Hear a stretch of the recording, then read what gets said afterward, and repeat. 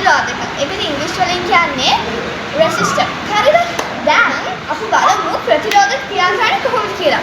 ඕකේ. මේකට අවශ්‍යයි ප්‍රතිරෝධක බල්බයක් වියලි කෝෂයක්.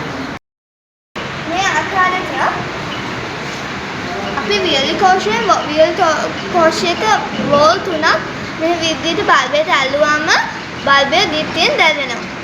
හරි දැන් අපි ප්‍රතිරෝධකය හරහා බල්බයට වෝල්ටීයතාවය ලබා දෙනවා. හරි අපි දැන් ඒක බලමු.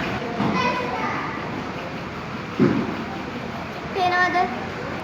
ඔයගොල්ලන්ට පේනවද දැන් දීප්තිය ගොඩක් අඩු වෙලා තියෙනවා. yes. ප්‍රතිරෝධකයෙන් කරන්නේ ධාරාව අඩු කරන එක.